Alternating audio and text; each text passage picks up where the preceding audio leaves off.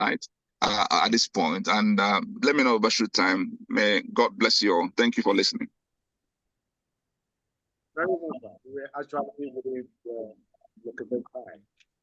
We did it that time. So, thank you very much for you very educative insights. I also want to call on Professor Bolaji Aluko at this point to give his presentation in 15 minutes. Prof, sir, the mic is yours. Thank you very much for the opportunity to speak here. This is my second time at speaking at COPDEM event, invited, of course, by Dele Farotimi, who is a longtime friend that I don't believe we have met face-to-face yet, but we've been very good friends over the internet. But I do see here Pat Utomi. Pat, how are you? We've not seen since we were in Bellagio. In Bellagio, yes. Enjoying our time in Bellagio. I want to be sure that you know, all of you know, that my name is Bolaji Aluko. I am in the cabinet, the APC cabinet of Ekiti State, as the Commissioner for Infrastructure and Public Utilities.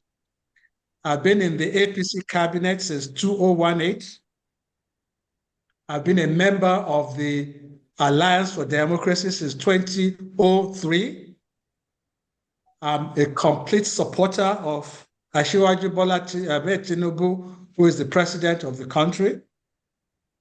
Election has been done and won. I'm very aware that many of you on this forum are Labour Party members, but I am a Nigerian and a Democrat who understands that there will be people who have alternative parties, and they have every right to be unhappy about the results, but to prepare for the next results of the next election. So that, and where they are in power or where they represent their people, they should represent those people well, so that they are separated from all the others that they talk about. So I am happy to be here. I just want those who make contributions to understand that there are other people outside of the Labour Party. There are other people outside of the obedient movement at this forum. I think that was the invitation that was made to everybody. And so I just want people to understand that and be sensitive to it. My talk is about the local government situation in the country. To my mind, the local government level is the most important governance level in any given country. I lived in the United States for almost 35 years, lived in 4 different states, in 7 different cities over the period. The last place where I lived was in Maryland, and I never went to the capital city of Annapolis, but twice. All the time that 35 years that I lived in Maryland, my interaction was with the local government. The chair of the local government or the county was a professor like myself at Howard University, a professor of law. And he was reappointed, he was reelected 8 times every 2 years. That's how important local governance is, at least in the United States, which I recognize very well and which I want to also occur in Nigeria. Unfortunately, our 1999 constitution, which is not a popular constitution, which is an outgrowth of decrees of the military, which needs to be changed, has left the local government in a large number of ways to be an orphan of the country. So you have the federal government, very many statutes or many sections in the Constitution well laid out. You have the states, many statutes there well laid out. But outside of the listing of the 768 local governments and the 6 area councils of Abuja, most of the other statutes of the local government have been subsumed under the state, I am not a lawyer, but the lawyers always tell you that when certain issues are explicitly stated, point A and point B and not point C, it means that the original intent of the law was exactly that they did not want to prescribe too much for the local government. And because, again, as I will mention right now, many sections of that constitution put the local government under the supervision of the states. It therefore behoves on each House of Assembly of the state to give its prominence or otherwise to the local government as it saw fit. And clearly, because the states in Nigeria are a mixed bag of states from the north to the south, clearly the local government in general local governments have suffered from that, what I would call constitutional incapacity, their constitutional incapacity. Now, we are in a situation where recently the Supreme Court made some judgments. And it has been falsely called given autonomy to the local governments. Nowhere in the ruling was there any statement about autonomy to the local governments. This is an implied situation. I would just highlight quickly that the Supreme Court ruled that the dissolution of democratically elected local councils and appointment of caretaker committees are illegal, is illegal. One agrees with that. It declares there's a gross misconduct on the state of any of the state or any of its elected or appointed officials to dissolve democratically elected local council. I agree with that. It says that the orders are to take effect immediately. Well, that depends. What I do not agree with, and I know the intention of the Supreme Court, that it wants an effective and efficient local government council. But the Supreme Court cannot in itself rule against the Constitution itself. What it intends to do is good, but its ruling is flawed. It says that the allocation from FAC should be paid directly to democratically elected local government councils. That goes against many sections of Section 162 of the Constitution. It says that the state government was expressly prohibited from interfering with the local government allocations in whatever form or manner. That is against the Constitution. A state government, when they think of a state government, what is in their mind of many people is the state governor. The governor is not the state. The governor is not the state. A state government is the executive arm, the judicial arm, and the legislative arm. And if the state government has no business with the local government, then who does? And it goes against many of the sections of the Constitution. So the intent of the ruling is good, but the ruling is flawed, and it will simply cause a lot of problems in the state. I mean, I can read you, I've read the Constitution. There are 68 references to local government in the Constitution, 68. And any one of us can go into the Constitution, just do a search for local government, and go from local government to local government highlight. And you will see all the things about local government, how it is expected to be considered under this House of Assembly, the fact that there should be a joint account between the state and the local government, and so on and on and on. What I had indicated to Daniel Lumba was the issue of that I was interested in the accountability of the local government in public. And when we talk about accountability, much of that has to do with the public revenue. Public revenue. That once they are, how do they get their money? How do they do their budgets? Who ensures that their budget is well done? At the end of each year, who do they account to? These are the things that we should require that the houses of assembly clearly demarcate. What are the divisions of labor between the federal government and the state, between the state and the local government? Those are what we should be looking at, and not try to create a uniquely Nigerian three-tier federal system.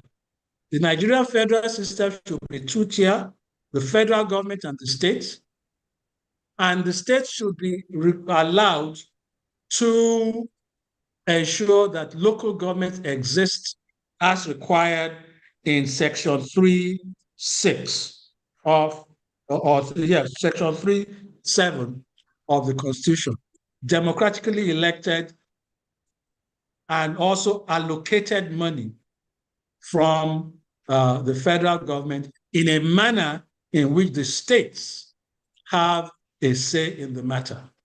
I do not know about Anambra State. I do not know about any other state. In my state, I'm not saying that our relationship with the states, with the local government is perfect, but I know we have 16 local governments in my state. And recently we created 22 local council development areas. I was on the committee that set up the 22 local government council development areas. So we have 38 local government areas and council areas, and we know those 22 are what are called inchoate. If this law says that there's money is sent to the local government directly and they are only able to use it, many of the local governments will collapse. Because a number of the local governments are urban local governments. Some of the others are what I would call rural local government. And there has been a lot of rural-urban migration. And you have situations where what we will call the urban local government have a lot of people, a lot of schools, a lot of health centers. In fact, some of the rural areas have a lot of kings, or what we call KBSs, who have to be paid for by the local government. Many of them will collapse because the revenue allocation formula is largely based on population and size of the local governments and not on any other sections. They will collapse. But in any case, we have set up, at least in my state, a council, a committee to review the Supreme Court ruling. I'm on that committee. Our attorney generals are all talking to each other. But I believe that out of this will come better accountability of the local governments, but it will not be as ruled by the Supreme Court. Let me stop there, and we'll later on hear any questions from you. Thank you very much. Thank you very much.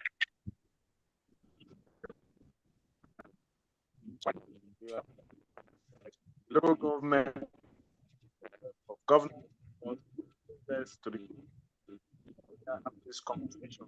Mr. Bonifo, your network is disappointing you, please. Let's call on the next speaker immediately. Professor Pat Utomi is here. Prof Utomi, please, you can come in. Okay, thank you so very much. Let me be sure I'm unmuted. Yeah, you can hear me, can you? Yes, sir, we can hear you. Oh, lovely. First, let me say a big thank you to the COPDEM team for putting this together. It is timely, above and beyond the fact that we had this recent Supreme Court judgment. I think that the principle of subsidiarity, of decentralization of government, should be on the rise to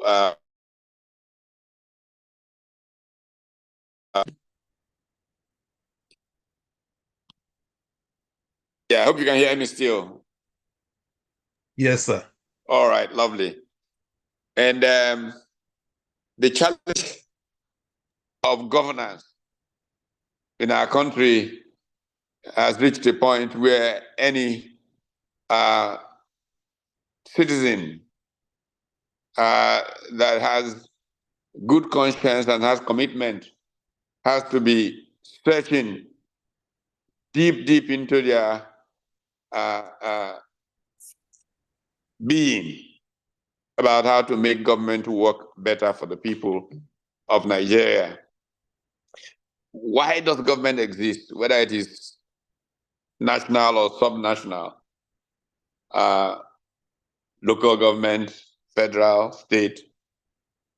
Government exists essentially to advance the well-being of the people who live in that area, ensure the security of life and property, first and foremost.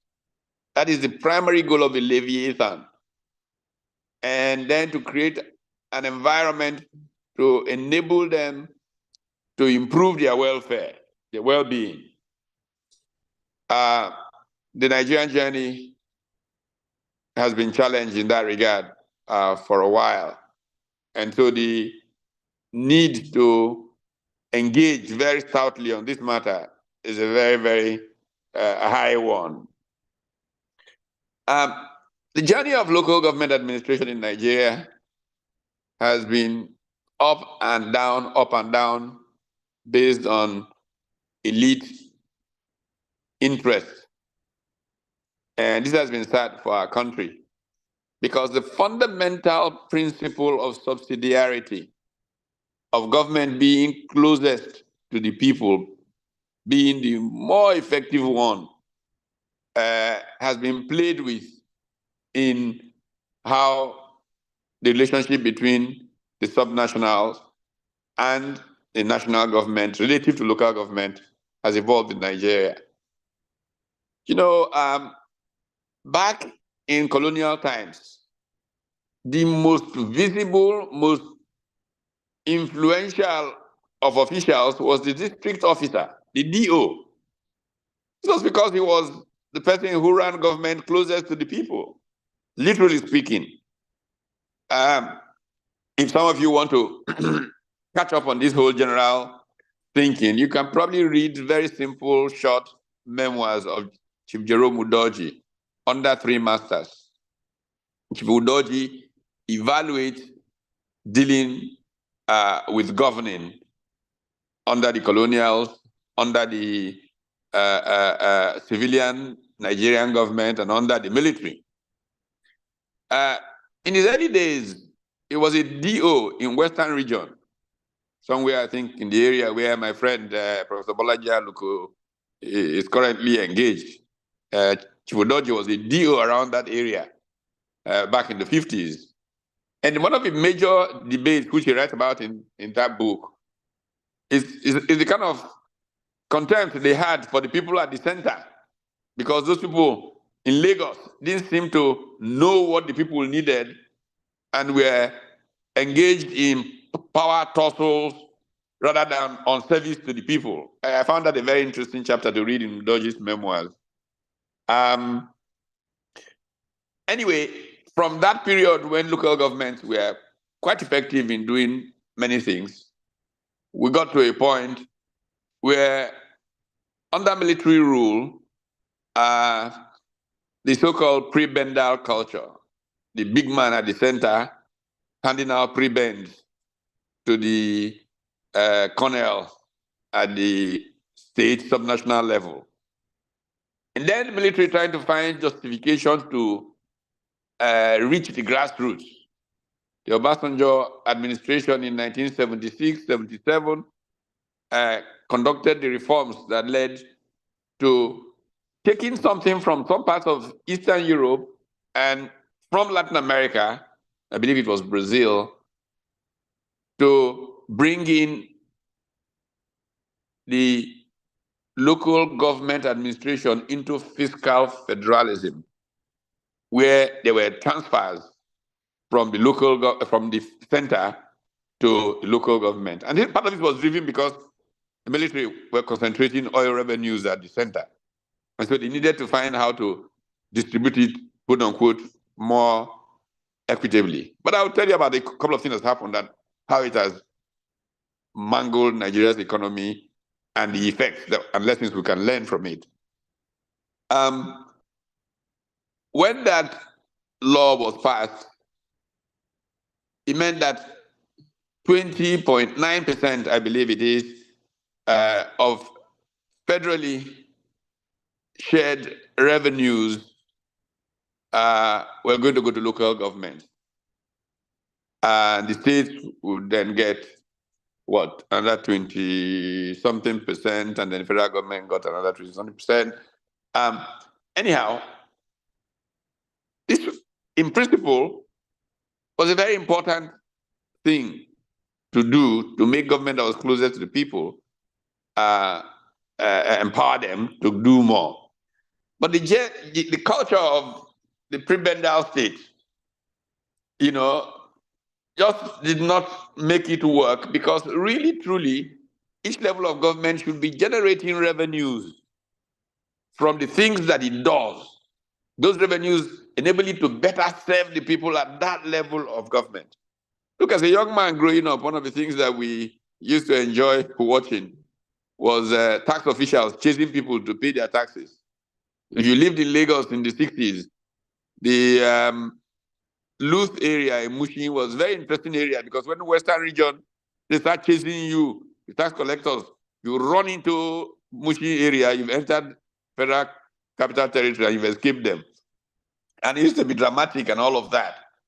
But those all were related to how service went to the people with revenues collected. We knew that government was much more effective. But when the military began to centralize revenue collection, oil revenues all came to the center and all of that, and they needed to find some way of pushing it back. They came up with this formula. Unfortunately, they had begun to weaken local governments in terms of the quality of people who manage local governments. The best quality had now begun to go to the center and to the states. So you found that most people in the local governments did not have capacity. If you gave them all that revenue without capacity, so state governments took advantage of that. In that, really, truly, in most normal federations, you just have a national government and a subnational. The subnational determines local governments and as an administrative thing. That was the way we had it in the 60s in Nigeria. And one outcome of it, and I want to use this to illustrate something, one outcome of it was that in northern Nigeria, for example, the government chose to have fewer local governments. They wanted a more direct influence of the regional government. In the two major regions of the South, that is the West and the East, more local governments were created for greater effectiveness in servicing those areas. What then happened was that northern Nigeria or southern Nigeria had twice as many local governments as northern Nigeria before the coup. When the coup, when the reforms of 76, 77 were then being implemented, anybody who was powerful enough in the military establishment tried to get his area to have a local government. And before you knew it, we had run up to 774 local governments with nearly not exactly, but nearly 500 of local governments in the old northern Nigeria, which had half the number of local governments the South had. And the balance, nearly 300, were from the South. In reality, what that meant was that more revenues coming from the distributable pool fund were going to local governments from that period.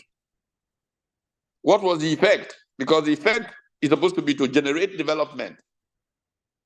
The effect was, sadly, that the part of the country that got more and more of those revenues, northern Nigeria, became more and more the poorer part of the country.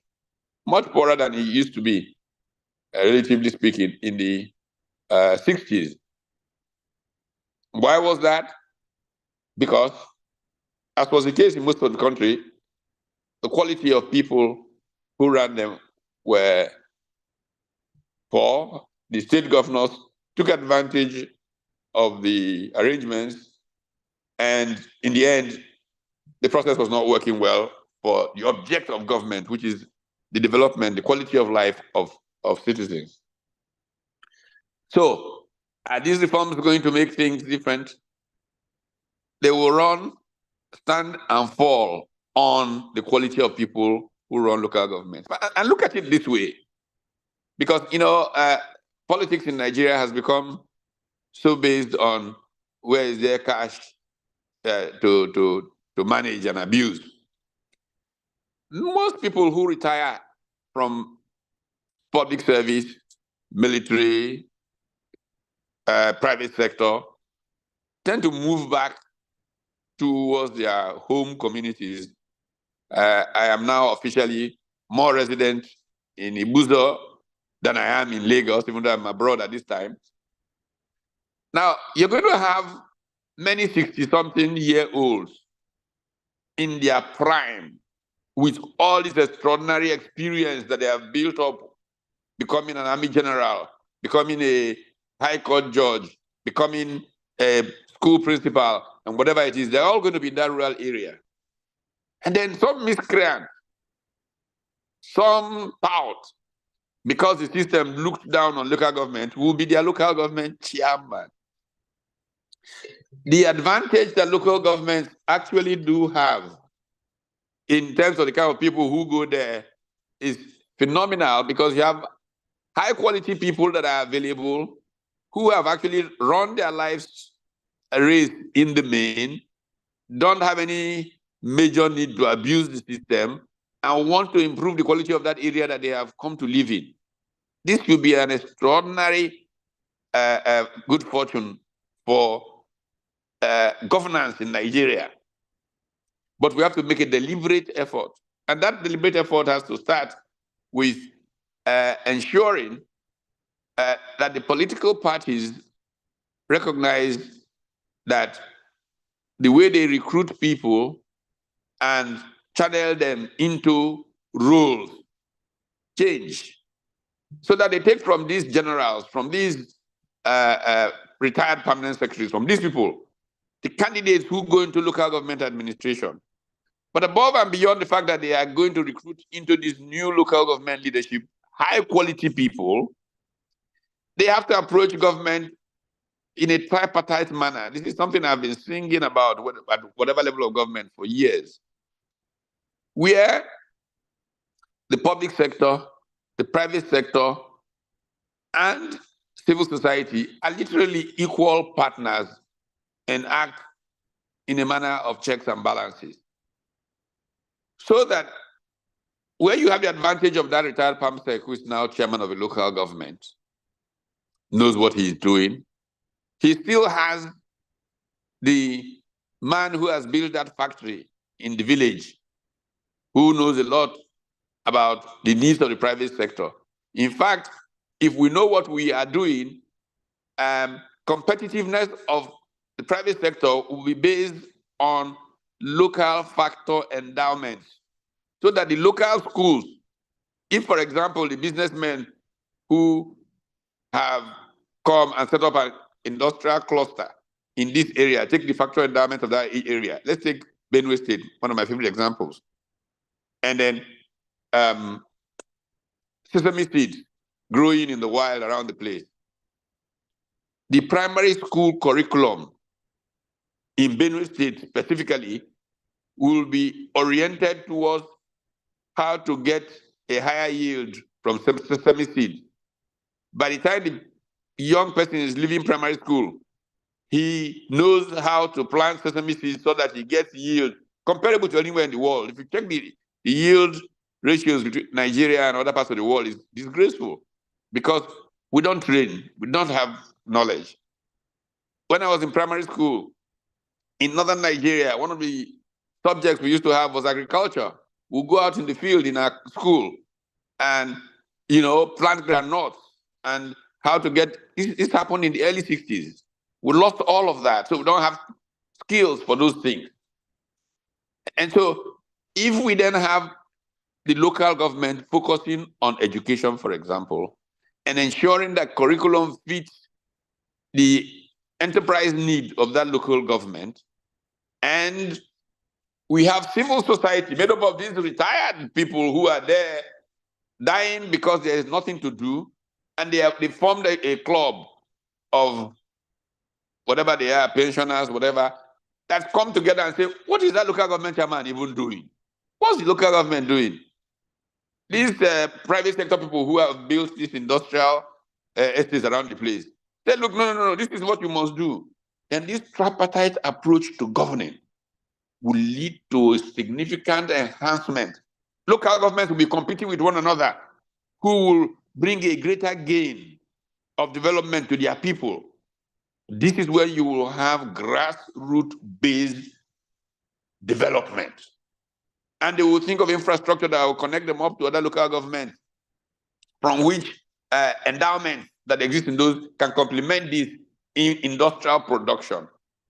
And the quality of schools will compete along local government lines. Which local government has the best schools in the country? Now this, I believe, is the way that we should approach thinking about local government administration.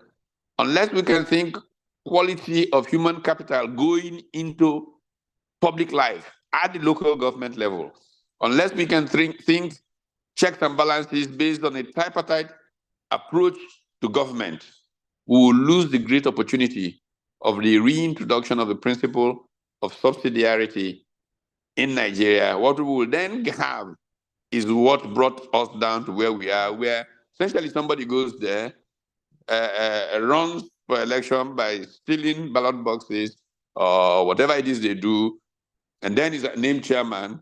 Then he goes to Abuja. This is what happened majorly in northern Nigeria. Checks into the Hilton after he's collected the local government allocation, comes back only when they're doing allocation and collects more, and nothing happens in the local government. But the kind of scenario that I have painted, if we can make that happen, we will see phenomenal growth, not only in the local government, but collectively in the state and in the country. And by the way, when these retired permanent secretaries and retired generals and retired principals and still working, whoever runs some business in the place, get together, no state governor will dare come and take their money, because he knows that he's not dealing with a bunch of jokers. This is where our country should be traveling. I thank you.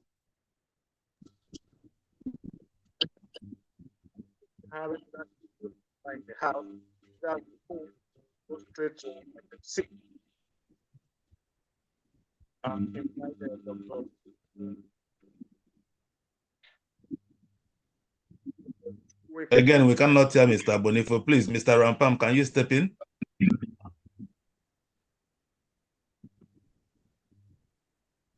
Can you hear me, sir? We can hear you. Okay. Engineer Moore, if you can hear me, please step in. Engineer Emmanuel Moore, if you can hear me, please step in.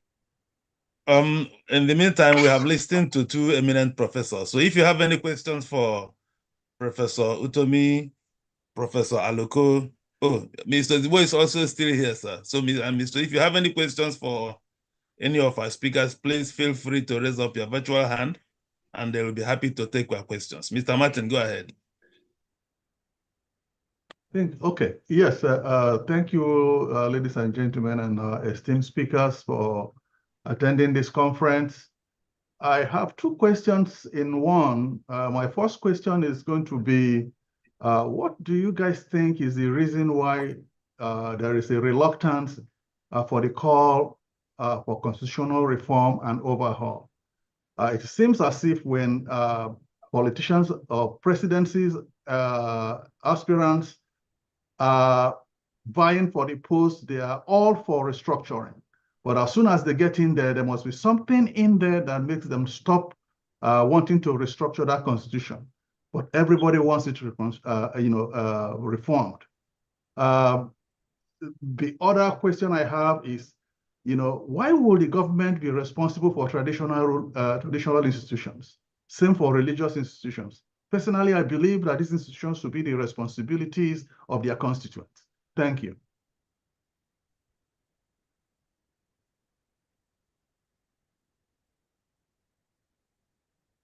Any of the aspirants, participants, or speakers can take any of these questions, please. Okay. Can I take on one of the questions? This Aluko. Yeah, please go ahead. Go ahead. Yes, there is when you talk about the Constitution and those who are on there and who then become either reluctant or they need convincing, let's put it that way.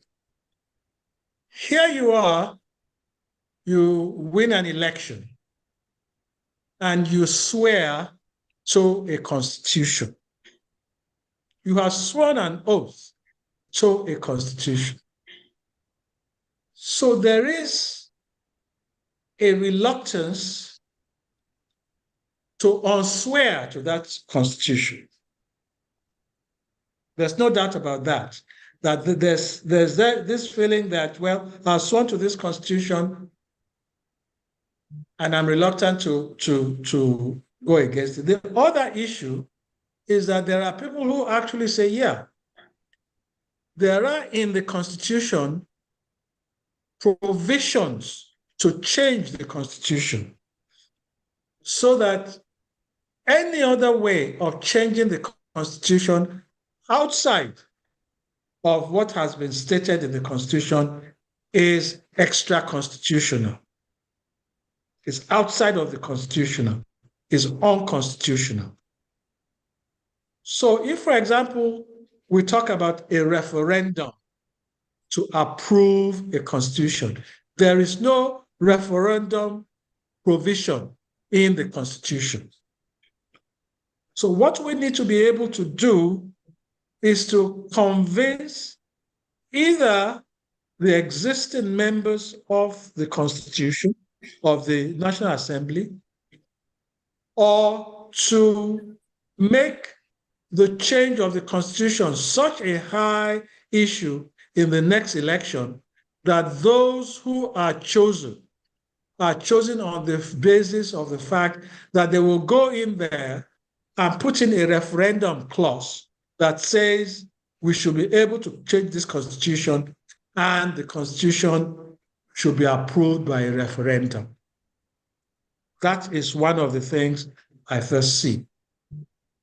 The second issue about traditional rulers. Before I came to this country, to be returned to the country, I was an anti-monarchist. I felt that they were an anachronism, that they will pass away with time, that they were not in consonance with democracy. But in my 6 years in the cabinet, I have found out that our traditional rulers are the actual stabilizers of our country. Because the politicians, as we know them, are not stable. It is these traditional rulers who live among the people, who know their pains, who are there from one government to the other, and sometimes they can actually speak truth to power in a respectful manner. especially their councils. So while I do not want them to be, I mean, right now, they are paid from the local government coffers. 5% of local government money must be assigned to the traditional rulers. And that's all. But of course, it's the state that gives them the staff of office. But from there on, it is the local government that pays their salaries. And I think it's a good way to go. And that's my own opinion. Thank you. Oh dear. Oh my goodness. Sorry. Thank you, Professor Pat. Okay, I think Professor Pat, who wanted to make a contribution, has some other things to do. Thank you very much, Professor Aluko. Okay, there he is. All right. There he is. Okay. Prof, I just had to run you up have the to mic. open the door. Yeah, thank you. Well, I think first and foremost that the question about why people who shout about change, constitutional change, get to public office and begin to sing a different tune. It's very simple. 500 years ago, Niccolo Machiavelli wrote in The Prince that nothing is more difficult to bring about than a new order of things. Because those who profit from the old order will do everything to prevent a new order from coming about. And those who can profit from the new order do not do enough to make it happen. Because man is incredulous in his nature, not wanting to try new things until he has witnessed experience of it. The truth is that many people who then get to power want to enjoy the absolute, if you will, or the discretions of the current order, which is not serving Nigeria well. And so they then begin to put drag on change. I think it's also important to make the point that our democratic system, because there's a legitimacy crisis in the way that we tend to ascend, does not hold people accountable for what they committed to previously. And so people are more quick to pretend that they didn't say what they said yesterday, today.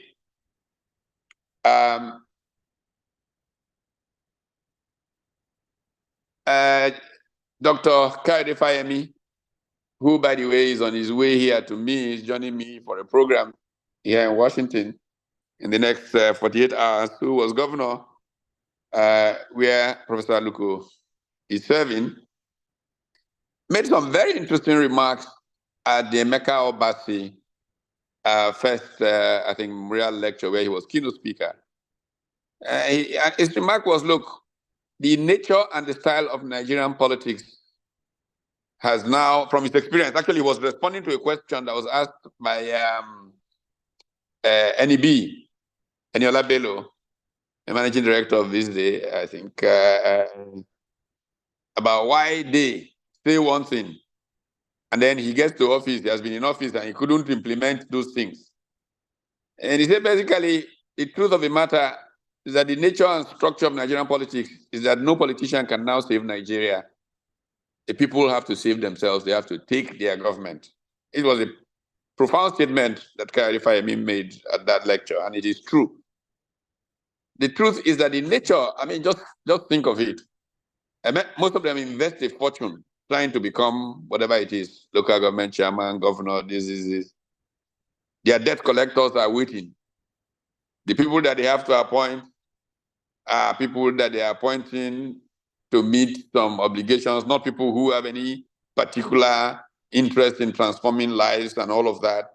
So it has to take a people's movement to say, no, we don't accept that this is the way our country should be, our local government should be. And this is what will bring the change about.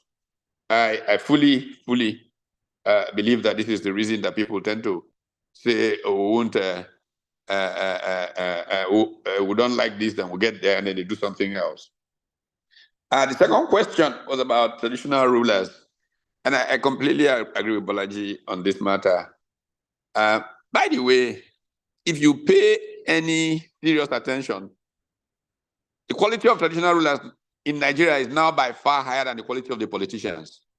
Just go to the villages or wherever. Traditional ruler is a retired general, a retired professor, a retired PAMSEC. Just check anywhere in the country, from north to south. Compare that to the politicians who run around there, who are by far inferior. So there is a certain value that they bring to the table. What we need to do is discuss how society can, if you will, pay for it, ensure that they play that useful role. It's a joke that comes to my head about, you know, in the First Republic, we had a House of Chiefs. That was more or less our upper house. Traditional rulers were in the House of Chiefs. And then we abolished it by the time military finished. And Frank Olise was reporting for NTA News back in 1983. And it was the conferment of a chieftaincy title on a member of the Federal House of Representatives. And Frank said that Nigeria abolished the House of Chiefs. But with this conferment, this particular legislator becomes the last person to receive a title, a chieftaincy title. So we are now back to a House of Chiefs. We can now officially call the House of Representatives a House of Chiefs. Well, that's a joke, but the truth of the matter is that today the traditional rulers constitute a greater source of stabilization, like Professor Aluko said, in the environment. And by golly, I can stick my head out and say it because I don't fear to speak truth to power, as some others do. They are of a higher quality than our politicians. Yeah, I understand. Thank you very Mr. Ozigbo much. also want to speak on this issue. Pam. Mr. Ozigbo, please. Yeah, thank you very much. I've listened to the two eminent professors responding to the question. And on the first issue, I do agree more with Professor Utomi's submission. The reality is, it is sad that even in an environment when where things are not functioning as would be expected, we still go into this debate as to whether to improve on that situation. You know,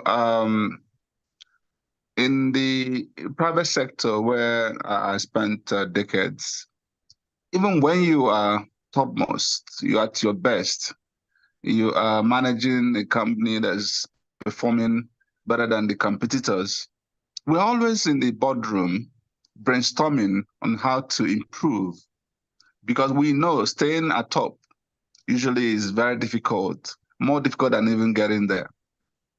So how much more where things are so bad, where we're terrible in terms of the indices, from the macro to the micro, and we still debate whether to restructure, improve our constitution, and it's unfortunate. So the answer to why things usually remain the way they are, and people campaign and they get in there, it's the same reason we've always complained. It's a combination of stupidity, selfishness, nepotism, and outright,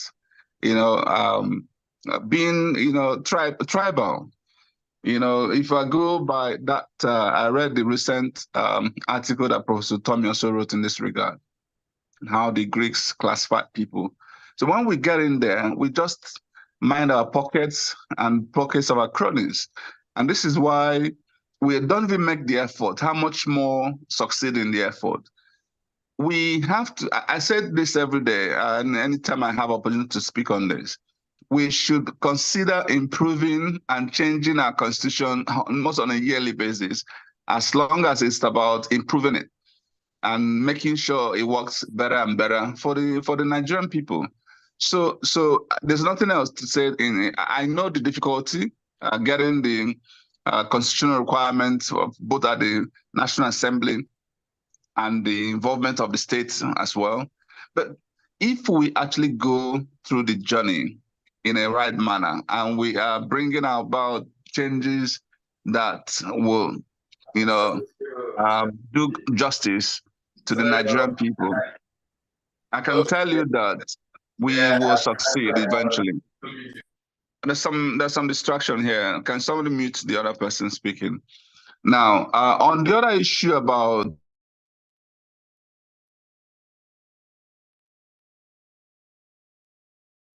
Now you muted everybody. What's going on, please? Can you unmute Val, please? Hello, okay. Yeah, so on the second issue, or second question about government and the traditional institutions and the religious institutions. Again, I agree with both speakers in this regard. They do have values to add. I don't think using the word in control or funding or leading these institutions should be the right thing, but rather partnering with them. They do have, and again, Prof Utomi spoke about the tripartite relationship between the government, the private sector, and the civil society. You can consider these two as a very important part of the civil society. They must be involved at the governance level. And if I even go with Anambra example, if His Excellency Peter B is here, he will tell you what he did working with these institutions in curbing the issue of insecurity and raising the quality of education in Anambra State. If, for instance, you can't even, you see that the civil servants are not delivering, for instance, and you see that the religious institutions, look at the education institutions managed by these bodies, they outperform most of the other ones. So as long as you're intent on improving quality, as long as you're working with the people and institutions within that, you can partner with them to achieve the collective, good that we're deserving. So I think that it is in finding the right mix, right balance to ensure that to bring in these key stakeholders in administration, both at the local government and beyond. And of course, recognizing the power of private sector. Thank you. Thank you very much, Dr. Valentine Ozigbo, for that contribution. Please, Kevin, can you help me check through? We have over 130, so please help me check through if some of our speakers have arrived. Mr. Femi Falana Esquire, Mr. Salvation Alibor, and the Honorable Senator, distinguished Senator Sani Shehu. In the meantime, Dr. Moses Anungo, I can see your hand up. Please feel free to unmute and make your contribution or question. Dr. Moses.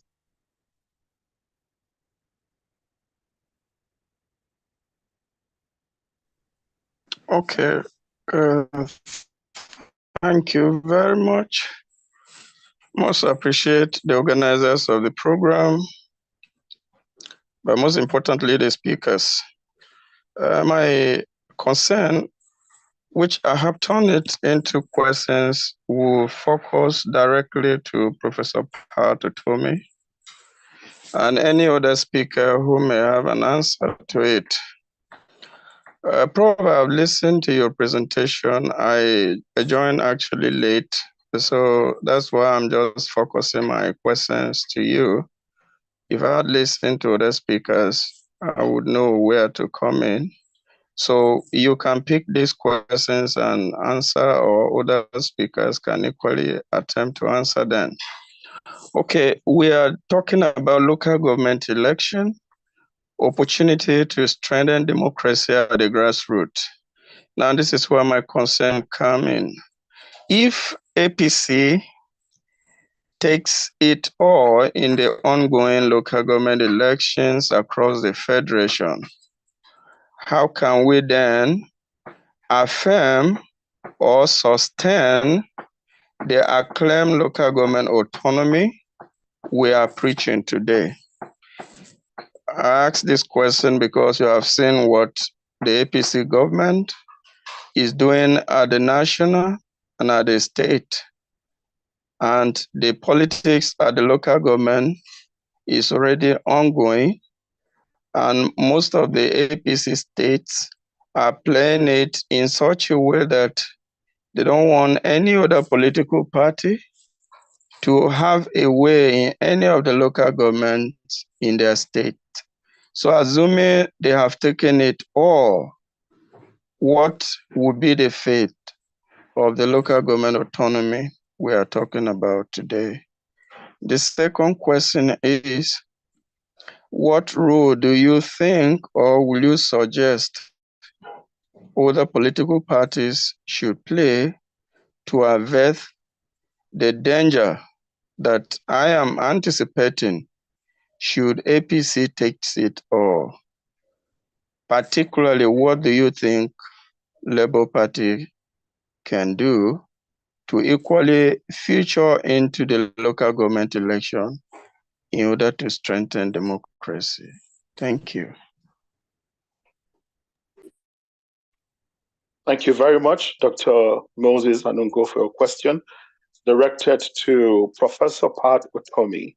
Let me quickly say here that COPDEM is political, and members of COPDEM are from different political parties. So thank you for the question. Professor Pat, the question is directed to you, sir. Thank you. I'll answer very quickly, and I have to leave to another meeting. First and foremost, I think that the point I made about Governor Kayode Fayemi's remarks holds true. If we are really truly a democracy, people should realize how much their lives are on the line in these choices and stand up to make sure the right things happen. If people mobilize, find serious-minded people to run for these positions and really come out there to defend the vote. Yes, they may want to play the games that have been played traditionally, but it will be more difficult. And if we mount a huge campaign about free and fair elections, look, Adams Oshomole, they were going to do all kinds of things to him in Edo State. Then he, even though later he became a turncoat, but he mounted this one-man, one-vote thing, brought everybody. I was one of those who came to Benin. We all rallied in the stadium, one man, one vote. All of those put the fear of God in those who wanted to manipulate the system. I think we must all mobilize to say the local government is our soul. It is where we really live. And I want to change local government, and we will not allow this to be where state governors go and write results. If we put enough pressure, they will panic. Look, I know these guys, they're my friends, they're cowards. But we all retreat and we allow them to get away with murder on a daily basis. So that is one. Citizens' action. Again, the point that Kayode Fayemi made is it. We have to really go and pressure the system, mobilize, use technology, everything to show what is going on. And maybe we can have a redemptive effect in this regard. So, I mean, that's the only answer I can give at this point in time. If it goes any further, if the thing continues to be a farce, look everywhere in the world, the final outcome. When government reduce the people to such disregard, eventually, they pay a very dear price for it. That's all I can say. Thank you. Thank you very much, Prof. It's been nice having you around. Thank you for making time to being here, sir. Great pleasure. Thank you. I don't know if any of our panelists would want to contribute or have their own say, make additions to what Prof said. I'm sure Professor Aluko may have something to say because... well, I do. If APC wins all local governments, I'm sure this country will be better. Let's put it that way. But quite frankly, APGA is in Anambra State. PDP is in several of these other states. The situation now in the country, I think it was Dr. Anugo, who was concerned about APC taking over the entire country because it is in the federal. These are not federal interventions for local government. These are state interventions. In general, the state that is ruling at the party that is ruling at the center in the state is the one that is taking over all the local government seats. That should change, or at least there should be a greater balance of power.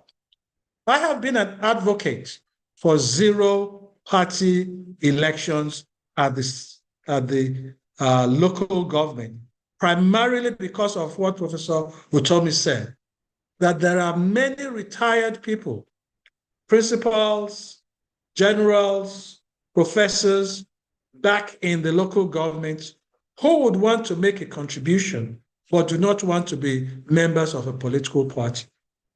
And I've actually raised it too with Dr. Fayemi when he was governor, that we should actually legislate. If there was going to be a constitutional review, one of the things that I would like to suggest is the issue of having zero-party elections at the local government, no parties, and let everybody come out based on what they know, because there really should not be ideologies as such at such a local government. It is, everybody has its own concern at the local government, and it should not be an ideological thing. So that's my contribution to this. I also wanted to mention the fact that what Pat too said, that the quality of the traditional rulers. In my state, for example, virtually all the traditional rulers, I have ambassadors, former captains of industry, they just go back home and become KBACs. And they articulate well, they relate with the people, and I am impressed by them, and we must find a way of, but they still do not wish to have rudeness from the chairman of the local government. So they try as much as possible not to interfere too much with the local government. They complain behind, but I think that we must find a way of ensuring that they have better influence at the local government level. I too will have to run soon. It's 8:30 now, and I will have to run soon, if you don't mind. I'll just take one more question and then I'll leave later on. Thank you very much, Professor. I really would love to have you around. And the floor is still open for questions. Please, if you're just joining us, you are on to the COPDEM conference on local government elections, an opportunity to strengthen democracy at the grassroots.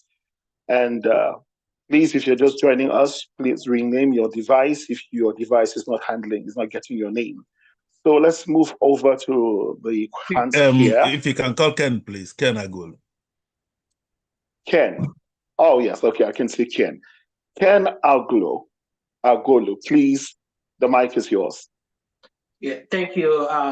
Thank you, everybody. Can you guys hear me? Loud and clear. Okay, clear. Yeah, I sent something in the chat because what we are talking about local government election. And all of you know that with the current system in the local government election, there's no sitting governor will ever allow an opposition candidate to be a chairman or councillor of the local government. We know that. You check what we have in Edo, check what we have in Delta, and you're going to check what we're going to have in Anambra. And I'm glad Valentine already said the problem they have. Even the Labour Party is just considering whether they're going to participate or not. This is because the nomination and overall conduction of local government election as of today is in the hands of the sitting governor. We know that. So we can speak any grammar we want to speak here today. That will not change until we fight for the INEC to conduct local government election. This will free up resources from the state government and also curtail their overwhelming power in the conduct of local government election. That's what we should be fighting. Everybody knows that government to the root is better. But how can that be possible? Those governors will get their people. We're talking about giving money direct to the local. They go over there and take that money. All those governors, all those local government chairmen, this is their politics. They will sign off and give them back the money. And it became business as usual. So we should be fighting for this. Let INEC conduct local government election. Just like parties will say their nominees direct to the INEC, not to the government. As we are having a problem here with the Anambra state. That is one. The second, the law of the land today by the Supreme Court ruling that INEC are not required to transmit results from the polling unit. They're not required. You can speak grammar from here to today. They will do that. And they know very well, APC government will make sure they start with states. So what are we fighting? We fight for the mandatory transmission of election result from the polling unit to the IRAC and penalties for whoever refused to do that.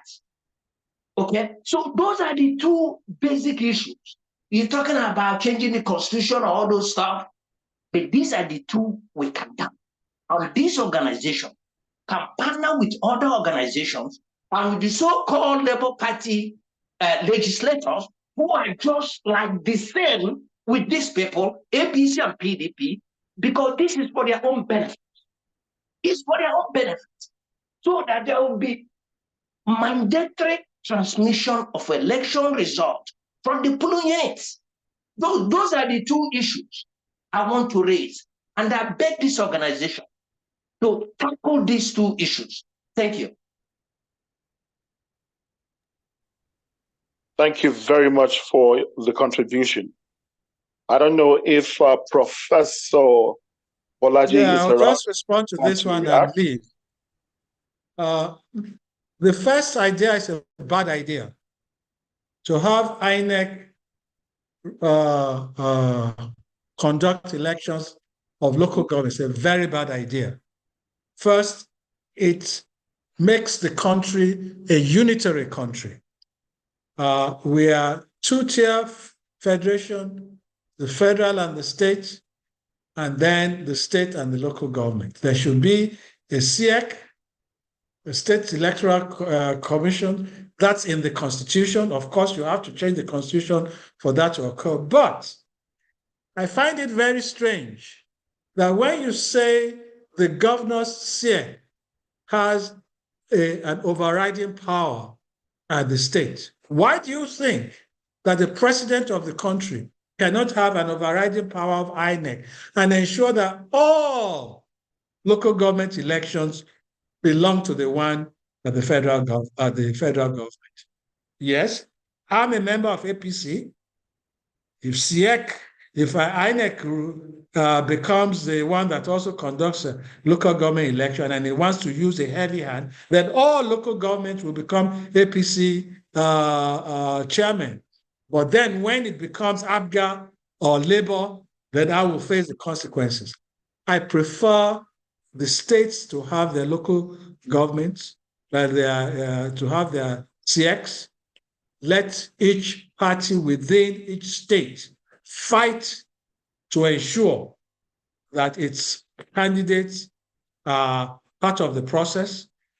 It is easier for each state to tackle its CX than for them to tackle the federal government, INEC.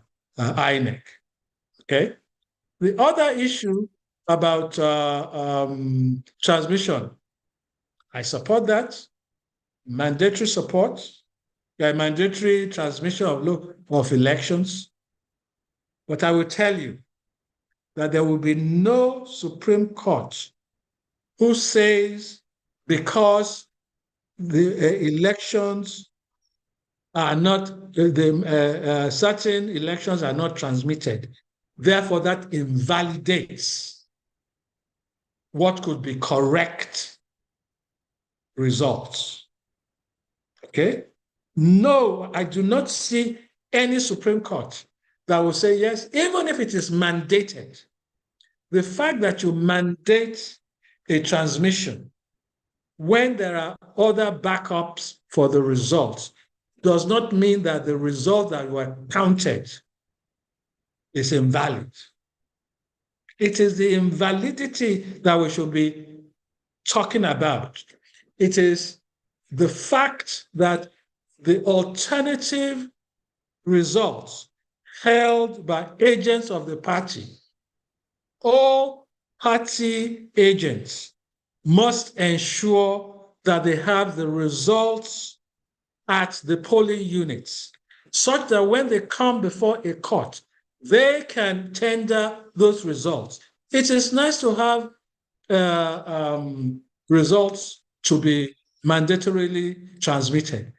That will never ensure that because they are not mandatorily transmitted, therefore the actual results are not correct. Mandatory transmission gives confidence. Mandatory results allows the people not at the site to be able to do their own check. But the best check are the agents at the site and their ability to present the results that were reported at the site. That is what we should concentrate on. I support mandatory results, but more importantly, agents, the parties must present their own agents and ensure that they have certified copies of the result. If you do not have certified copies of the result, forget it before a court. Thank you. Thank you very much, Professor Aluko. Can I step in here? Please, Your Excellency Val, the floor is yours. Thank you. On the two issues that were raised by my brother here, this is actually the most fundamental thing we're discussing here tonight. We can go back to the historical perspective and have the origin of this and the consequence of that. At the end of the day, it's about what changes we need to make that will impact on our lives. And the first issue around who to conduct the election, I see a case of, we call it two knives in Ogina's family. One that is sharp has no head. The one that has head is not sharp. So is that a frustration that people, when we see what is already happening at the state level, you see that it's almost impossible to get it right in terms of the process. And in fact, it democratizes impunity, because instead of now one INEC doing something wrong, we'll have 36 INECs doing things that are wrong. Once the INEC now, not INEC, ASIAC, the state level, doing stuff that are criminal in nature. And at the end of the day, find that the second comment he made will actually address this first point if we get it right, issue of transmission, and I'll come to that. So in the circumstance, it's actually better for INEC to conduct, because they will find it difficult to be able to go through this wrong, erroneous, criminal process in all the 774 local governments. They will try to do something as decent as possible because they are less connected. It's not such an interested party. Besides one or two areas where they may want to manipulate, you find that the veracity, the efficacy of the process may be more potent when it comes to the issue of the INEC as a central body. That's not the ideal thing. Under normal circumstances, it should be the State Electoral Commission doing it. But because we've seen the consequence, now that brings us to this issue of, transmission. I'm really surprised to hear that a Supreme Court will not be able to do the right thing of actually saying, uphold what is already in the Electoral Act. It's mandatory. It's criminal not to transmit. How can anybody say agent, whatever? Once agents at the polling unit sign off on the results, then you have to transmit. In fact, let me say this. I'm actually looking for how we can make both INEC and SEC useless in the process, where they are not able to influence, manipulate, and affect the results at the ground. And that's even when we can institute properly, fully and totally electronic voting. This collation center is the epicenter of criminality. If you vote at the polling units, the BVAS is there to make sure you are accredited and you cast your vote. I don't see why that vote should actually just go. We shouldn't go straight to the collation at the state level or the national level. If it's the governorship, for instance, or if it's a presidency in the case of national. So what it means here is that you don't have to go to the ward, go to the local government, all these centers of collation. That's where the impunity happens. Once you have voted, and with this, we can actually get diaspora to be able to vote. We can actually just make sure we are able to push for people to be in their home. In Anambra election, for instance, so you see the amount of waste that we actually get involved with because we don't do the right thing. In Anambra 2021, 34,000 policemen were deployed. Guess what? Maybe only 10,000 were even deployed. The other 24,000 for theft of money. And then when they announced all this deployment, if you have all this number of police coming to do what? But if we have our telephone and we have the right technology, well tested, not the one that INEC will come tomorrow and switch off and order, well tested, that will allow checks and balance so that even the candidates have the ability to query in a very logical form what has happened. And we leverage blockchain technology and we do such that nobody can vote more than once. If we develop such a solution, then you can vote at the local level and it goes straight and the results are called. And with this, your telephone can become your house becomes your polling unit, by the way. So that in 1 hour, the entire nation can vote. I don't see why this can be done. And if we do this, some people will question, okay, how about the places where there are no Wi-Fi? We can spend money. We can thank God for Elon Musk. We can make sure everybody can just focus on making sure there's enough bandwidth.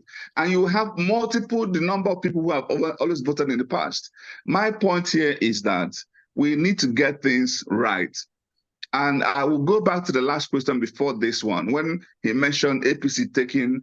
When people keep blaming others and not assuming responsibility, it hurts me. What are you doing when the APC is about to take it? Are you going to fold your hands and just come to complain here? What are you going to do? Are you going to step out? Are you going to mobilize people and say, no, enough of this nonsense? No, we're not going to do that because, again, we're either selfish, we're nepotic, and myself inclusive, I'm not excluding myself. Nigerians are so docile sometimes. Until we're able to say enough is enough, this whole nonsense will continue. Thank you. Mr. Speaker, Mr. Moderator, I just wanted to make a correction between transmission of results as in the last election and electronic voting. I support electronic voting. I support a situation where immediately you vote, your votes are transmitted. That is different from transmitting results that have been written and sent somewhere. That's different. I support electronic voting, which there is no intermediate local government, ward collation, local government collation, state collation, and all of those. Press it, your result gets sent right away. That's different from what we had in the last election. The issue of INEC and SIEC, it is the choice of the membership of these bodies that is important. And I'm in support of civil society individuals constituting these these bodies, not somebody chosen by the president or by the governor. Civil society must take better control of the electoral process among themselves. If we can have a law that allows such a situation where the civil society in the state or in the country choose among themselves who head the electoral body, and I would fully support that, rather than have the president or the governor be the one that chooses the body. Thank you, guys, and God bless. Thank you very much, Professor Bolaji Aluko, for your time. There's a very interesting perspective there. So we hope you'll be available if we call you next time to be part of us. Always. I like to be in good company. Thank you. Thank you so much. Yes, sir. So please, Kevin and maybe Agbonifo, I don't know if our special guest is around, His Excellency Peter Obi, or any of those who have not spoken yet, so that they could we could have them on. Distinguished Senator Sani Shehu, Mr. Femi Falana Esquire, and Mr. Salvation Alibor. Please do scan through if any of them is around, so we could yield the mic. I cannot spot them. Your boy can go ahead, but so far I can't spot them yet. I'm still waiting. Okay. All right, thank you very much. And so we go back to the House. Let me call on Idris Abubakar. Idris Abubakar, your hand is up. Please unmute yourself and ask your question or make your contribution. You have 2 minutes, please. Idris Abubakar, are you there? Okay, while Idris is working on muting himself, Prince Shola, your hand is up. Can we have you? 2 minutes, please.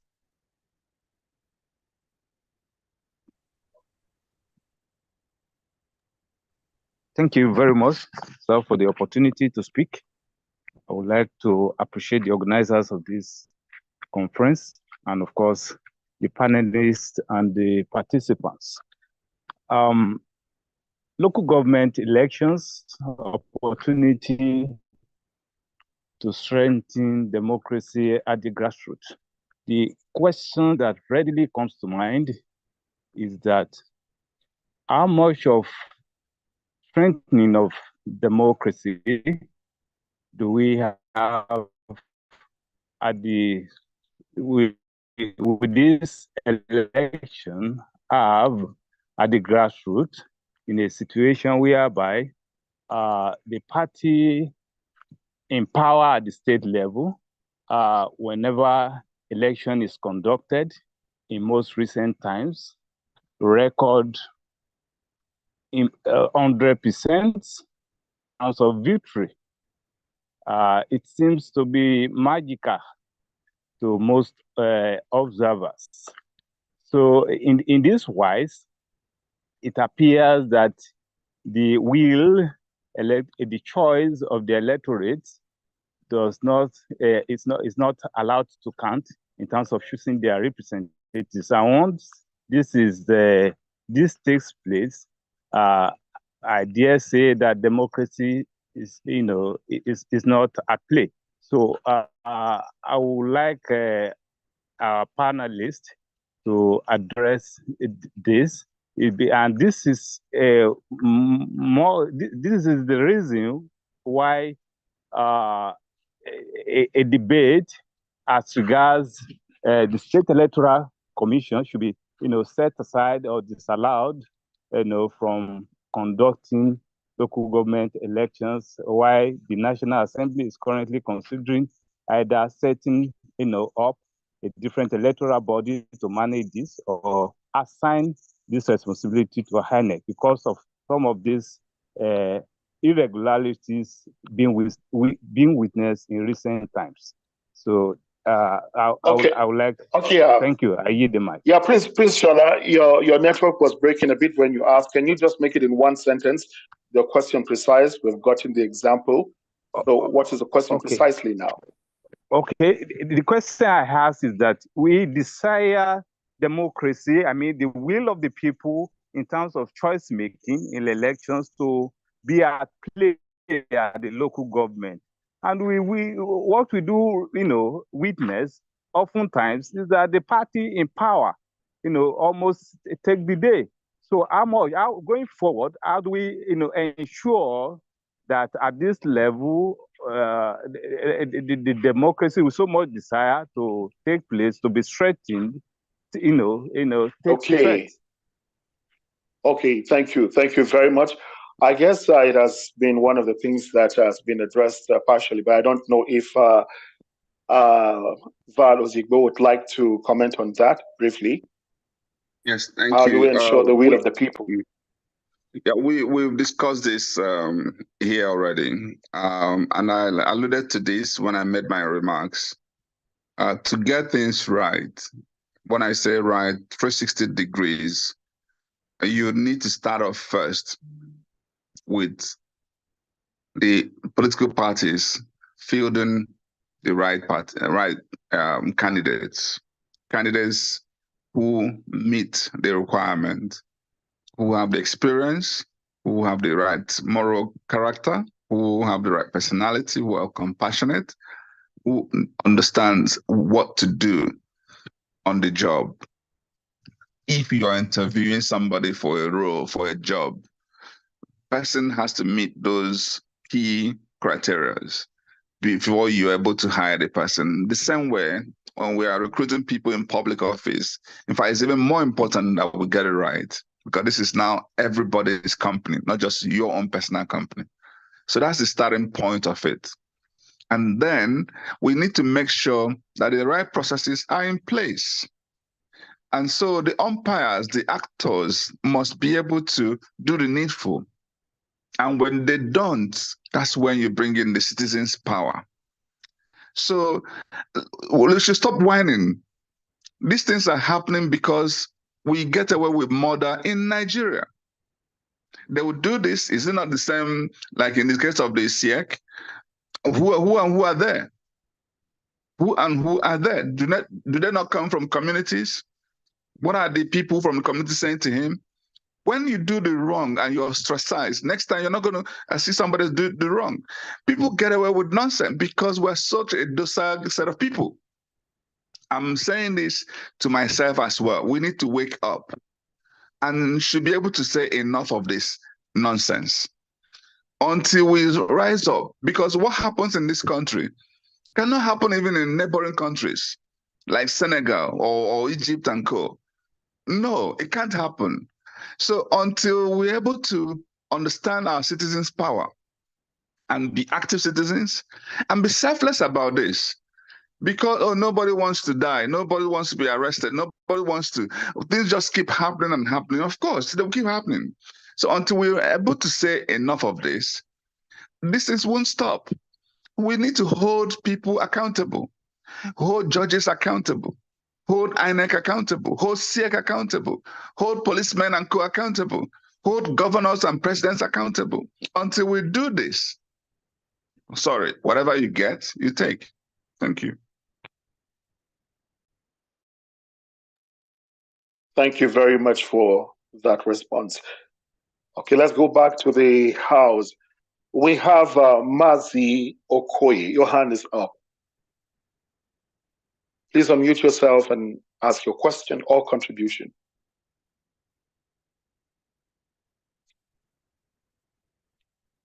Mazi Okoye, are you there? Yeah, thank you, Prince. All right. Thank you very much. It seems to me that Nigerian political problem is actually headed, like a Hydra head monster. Because as we were having this conversation, I was thinking about the role political parties play in the selection of these candidates. Because we know in the last election, we know a certain governor that was sort of bragging, openly that he paid, registration fee for everybody in the state to be able to get them into places. When you have such impunity, openly being practiced by politicians, what are you going to do? Where a governor, for example, in Anambra State, where I come from, Soludo chose to pay for all the local government chairman registration. And when they get voted, they get into power, they're definitely going to be beholden to the governor. And we know of cases where, some legislatures, which was, their power is already guaranteed in the Constitution, where they said they don't really want to take on their own power. They want to invest their own power to the governor, thereby undermining that same position they were voted to represent the people. So in that case, what's the people going to do? And this question goes to Valentine Ozigbo, because we Nigerians are caught between the rock and a hard place, because we don't really know where to turn, where, impunity, so to say, is the order of the day. Is this going to be solved by prohibition or by law? Because people can just do whatever they want. Thank you. Thank you very much. The cost of nomination forms. Dr. Val, are you there? Thank you. It's actually beyond just the cost of nomination form, if I get him right. It's really about the political parties doing the wrong thing. And when I spoke earlier, I spoke on this issue. I touched on it. You actually can have a situation where this is who the masses want. This is who they think can deliver. This is who they think ticks all those boxes of the 4 C's of character, competence, capacity, and compassion. However, maybe for whatever reason, some people who have ulterior, primordial, personal, selfish interests decide it's not going to be that person. It has to be somebody else who will do our bidding, who is loyal to us, who they think will not be as objective. They want somebody, maybe sometimes even their houseboy. And you now have a difficulty, the right candidate actually now emerging. And so I don't know if I should even be the one talking about this, because if I tell you that I haven't experienced this, even in the ongoing thing we're doing in Anambra, I'll be lying to you. I'll be lying to you. So in fact, somebody, as we're having this conversation this evening, somebody sent me a video of a gentleman in Nnewi South who is saying to his people, Valentine Ozigbo is not going to be the candidate of Labour Party. And I was talking today, this meeting held today in his house. And guess what? There's somebody else is pushing for. This is not about talking about Anambra politics.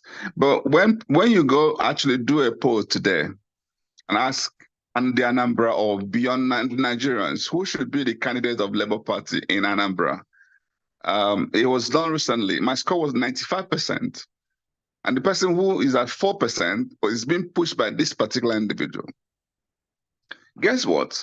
He's a top member of the Labour Party, maybe even a BOT member. And so if they decide, for instance, they manipulate the process and frustrate the right candidate, tomorrow you want that party to win? You want the right thing to be done? No. So how do we bridge that gap? How do we ensure that the will of the people happens not just at the general election, but at the primary stage? It's a difficult question we need to unravel. And this is actually why we having this obedient movement is such an important, gap filling measure. But other parties don't have obedience. How do we make sure the right thing is that every party should put their best foot forward so that it doesn't even matter anymore who wins? You know that the state or local government will be in the right hand. But how do you, to ensure that the right candidate wins through the right process, is such a simple thing, but such a difficult thing. And this is where the power of our citizenship must also come to bear.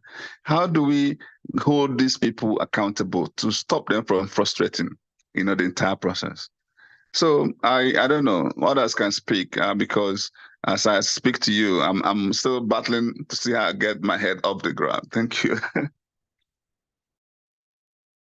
Thank you very much, sir. Thank you for having you around. And I guess it's almost about time that we move to the next item while we wait for the other guests to join, some of our speakers. And at this point, I would like to keep going to the next item, which is ensuring Nigeria gets better.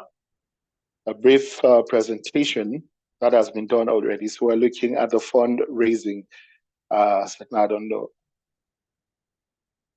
Dr. Ngoweke, please confirm if you are around.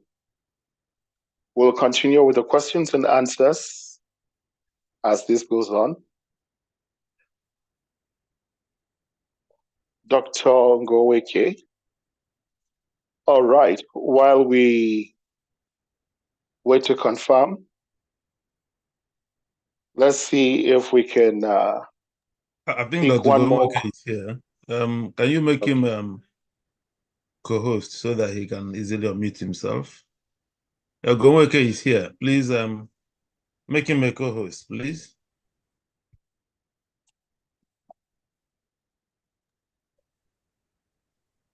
While that is going on.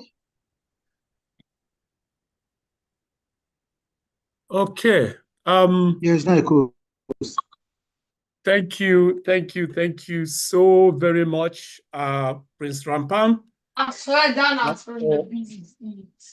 Please unmute yourself. Sorry, please mute yourself. Thank you very much, Mr. Rampam, the chairman of COPDEM, national chairman, for coordinating this exciting event. And most profound thank you to the speakers who have spoken so far, Valentine Ozigbo, Professor Utomi, and Professor Aluko. What a wonderful team of panelists we have tonight. Exciting. I mean, although I came in late, but the few things I heard from these panelists actually got me thinking. I'm saying to myself, wow, these are people, gurus in the political atmosphere in Nigeria. But of course, COPDEM too has a role to play in ensuring that democracy in Nigeria is worth the while. Now, obviously, we are in this segment, which is, I think, is number 6 in the agenda, which is, am I right in saying that, Prince Rampam? Are we ready to go on to item 6 in the agenda? Because I could see that there are many hands up. Exactly. We're going to item 6. We'll always return to the hands as we go, sir. Okay. But right now, item 6. Yes, sir. Great. Thank you. Thank you so much for that confirmation. And of course, we've been talking, and I'm grateful. We have 146 people here tonight, all tuned in to listen to these great speakers. And I also thank COPDEM for organizing this segment. But of course, COPDEM, as we all know, is a political action group. We are apolitical, which means that we do not belong to any specific political party. However, we're here to advance politics and electioneering in Nigeria. And for that reason, obviously, we've been doing some grassroots work. We've done so many work in the past. You could check our activities in our website, www.copdem.org.uk. Well, you check it out. But anyway, so this segment is about, actually, we are in the process of holding what we call a vote right project, COPDEM's vote right project. What that means is that as part of COPDEM's activities to empower people on the ground, on the grassroots, to ensure that politics and electioneering and democracy is strengthened in Nigeria, we are embarking on voters' education to ensure that people know their rights and to refrain from selling their votes, and also ensuring that those who are voting know what to do on election day, not just voting, but ensuring that they protect their vote. Because of course, if you do your voting and you don't protect it in the Nigerian system, you might as well not just not have gone to vote. So this is the essence of what we're doing next, which is fundraising. Essentially, we'll be inviting you to please assist us in this process by way of contributing voluntarily towards our fundraising event. And we're actually looking for 25 million naira to enable us to advance democracy in Nigeria. And the 25 million that we're looking for is to cover 250 local governments in Nigeria, which is 1/3, if you like, of the total local governments in Nigeria. So, and these 250 local governments are in 25 states of the country.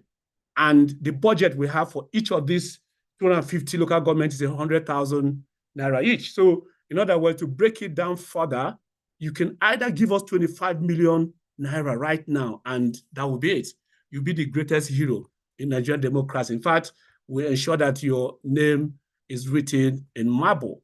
Or you could choose to, fund one local government, 100,000 naira for a local government. And these 250 local governments are spread across 25 states.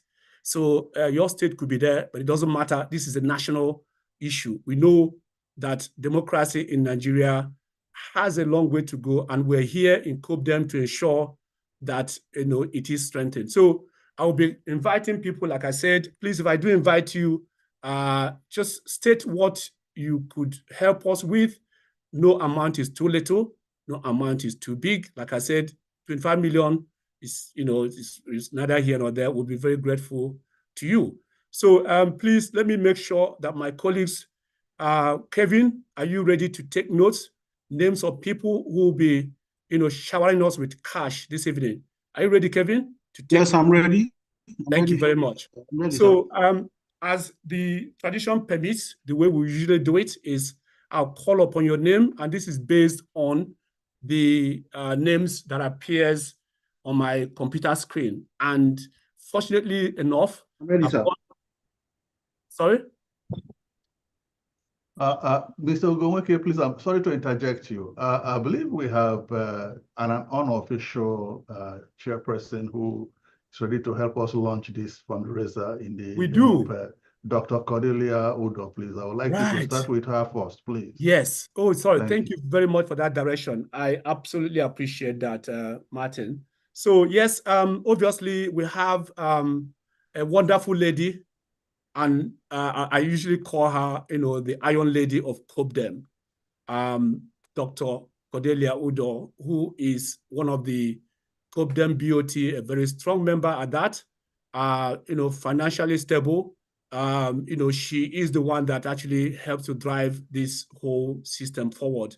So I would like to invite our dear sister, Dr. Cordelia Odo, to please take the mic. Thank you.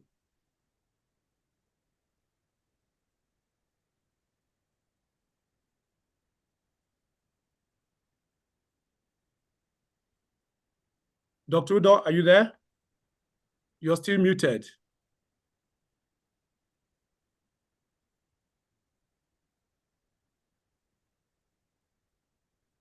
Dr. Udo, are you there?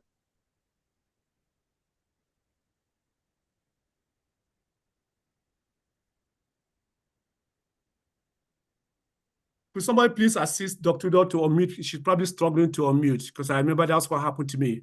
Could somebody unmute her, please? Yeah, I'm unmuted her. Okay, great. I don't think she's... Dr. Udo, your mic is still muted. We are waiting for you patiently. I'll start to unmute. Okay. Meanwhile, Mr. Peter B has called again to say he's still in a very closed meeting, that while we continue, immediately he sees an opportunity to jump in, he will do so. Okay. So that is the latest I have. Thank you. Thank you. So once he's around, please let me know, and obviously I'll yield the mic back to the moderator. Okay. Dr. Udo seems to be struggling with her microphone, and of course, being the chief launcher, we would probably have to come back to her when her mic is sorted. Do we agree with that? So we can move forward. Agreed. Oh, Dr. Udo is back. I just had that. Sorry, I wasn't here at all. Well, oh, sorry. Okay. Tell me what is we are back to the fundraising aspect of it.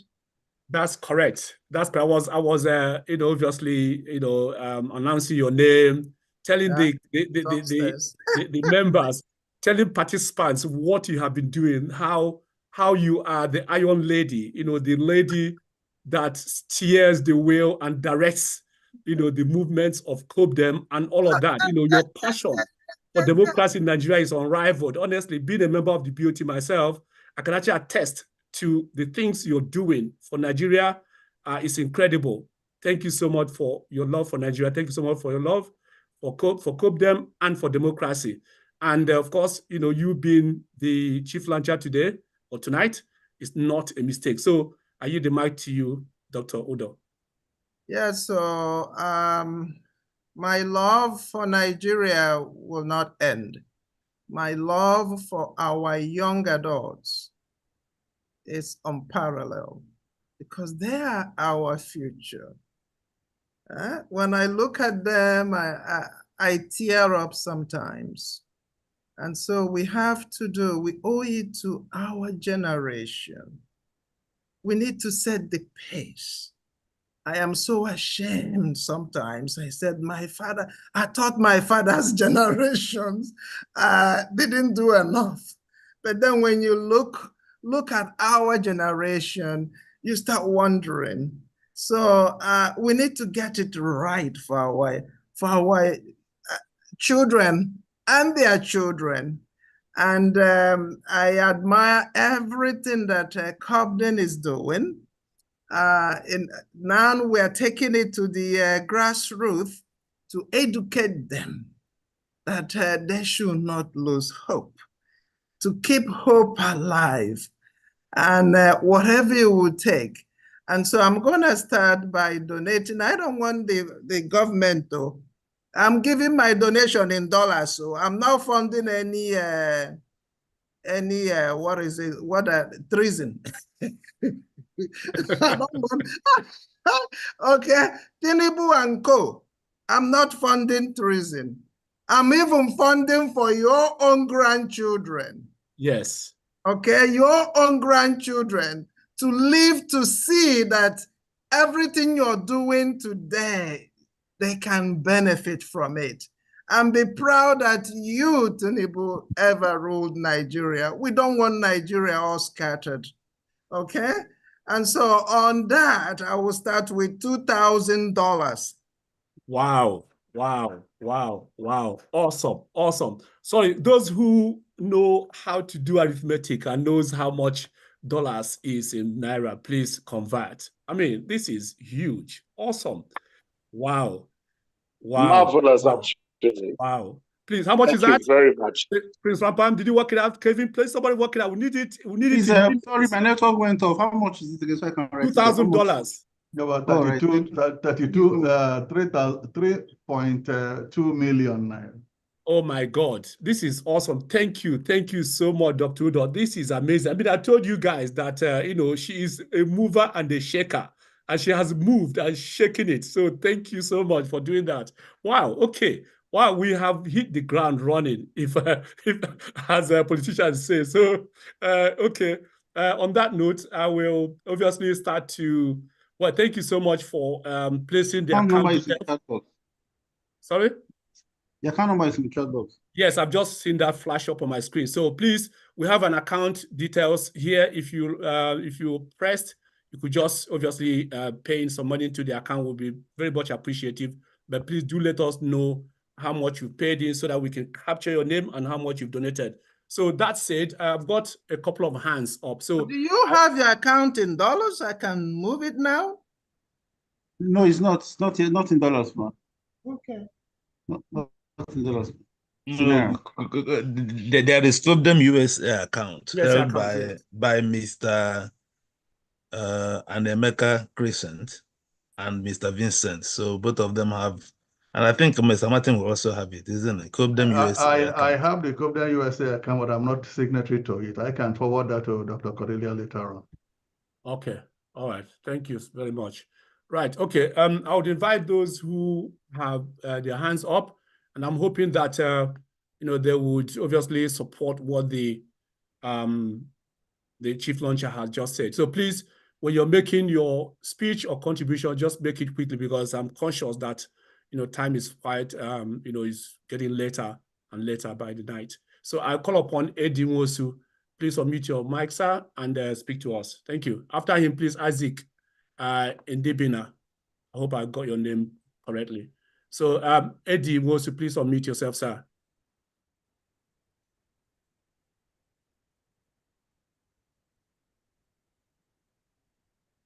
Kevin, are people having difficulty with unmuting?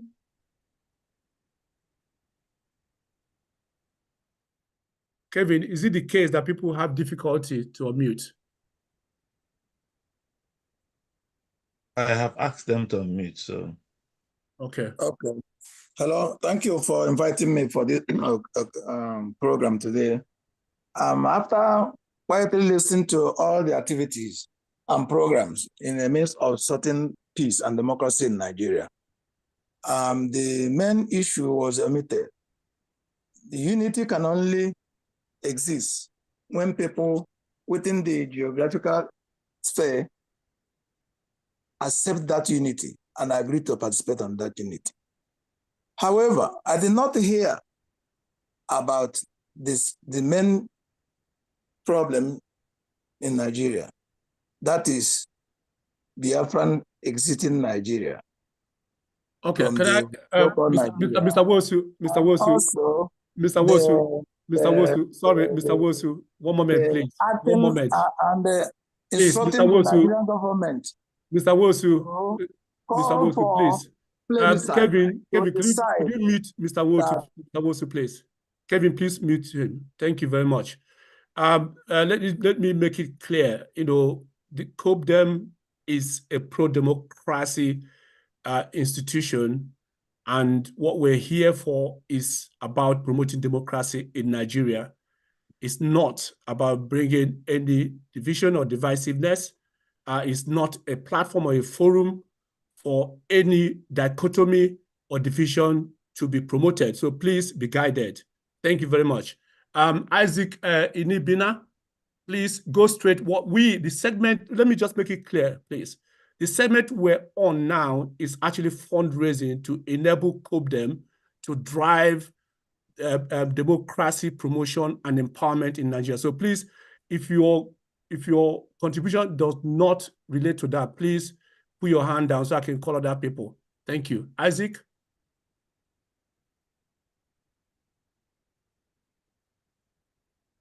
Isaac, please unmute. Oh, you're muted already. Please take the mic.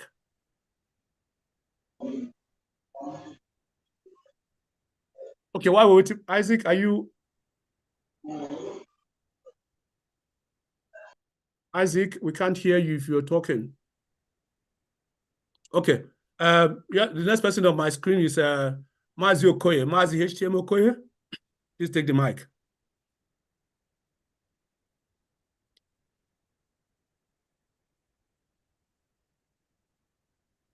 Mazi HTM Okoye. While we're waiting for HTM Okoye, and I would invite Prince Shola Oladipo. Prince, please take the mic. It's fundraising time to promote democracy in Nigeria from the grassroots. Prince Shola.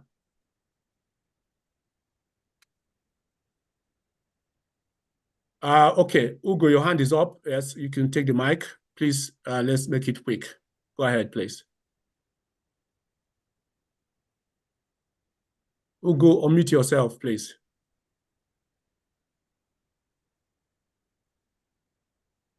Okay, Dr. Dike, you got your hand up.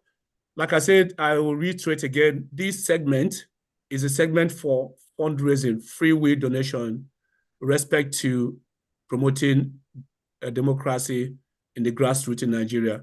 Dr. Dike, please unmute yourself.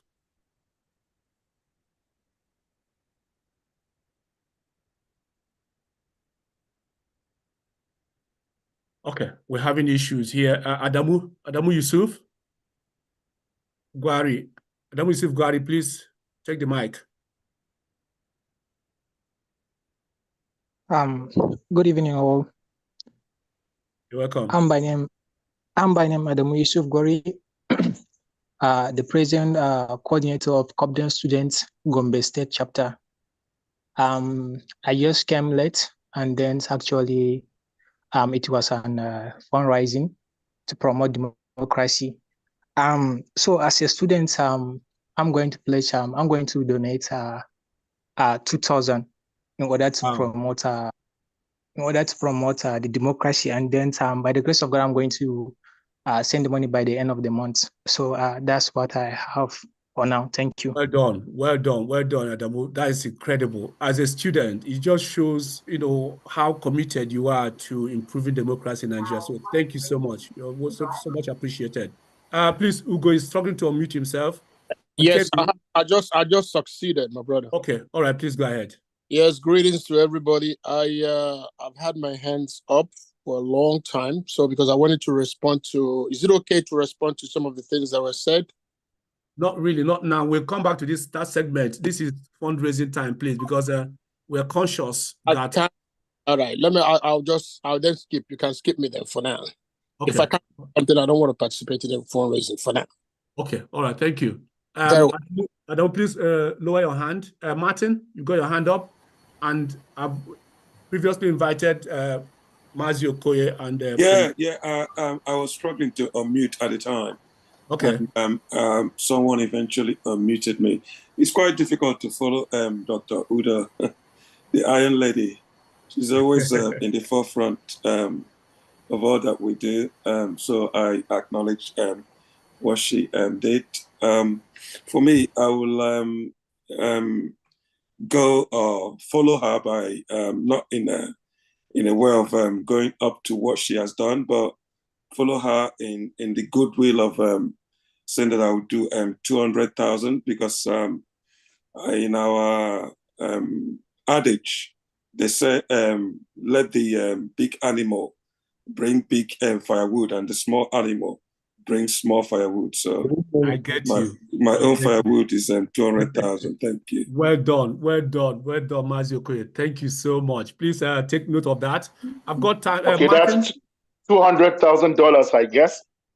Yes, you can put any symbol. You can put any symbol, Mr. Ampan, that you like. He knows how much is donated. So, Martin, please, yes, unmute yourself and speak. Yes, thank you, Dr. Ogomeke.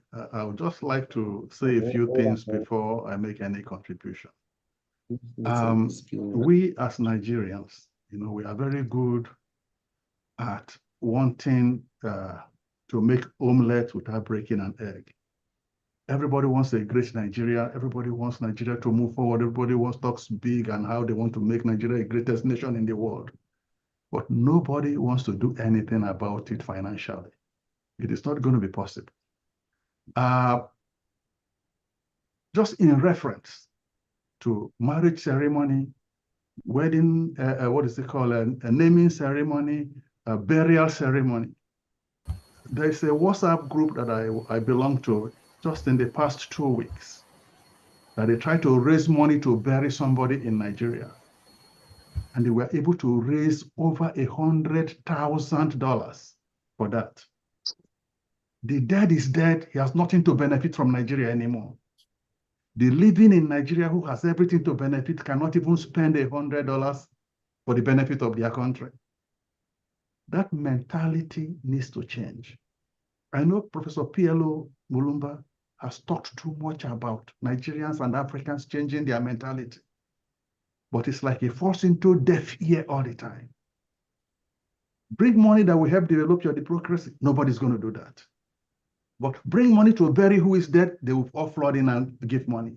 Bring money to Soashwebi to do wedding ceremony, they will all flock in there. At the end of the day... Martin, please land. Yeah. No, I want to land quickly because this is just the main essence of it. Yes. If all of us in this 122 people decide to donate only 100,000 naira, we've gone halfway. But we have to start learning to make sacrifices for the things we want. So on this ground, I am going to take up one local government for 100,000. Thank you. Wow.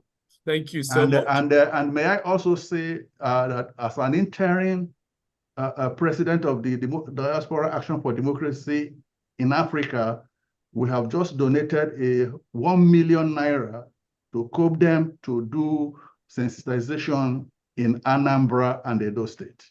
Thank you. Awesome. Well done, Martin. Well done. Please take note. Like I said previously, the whole process has been broken down. You don't have to give us 25 million, but if you do, we'll be grateful. You can equally decide to fund a local government, which is 100,000. Hello? What's happening? Okay. What's right. happening?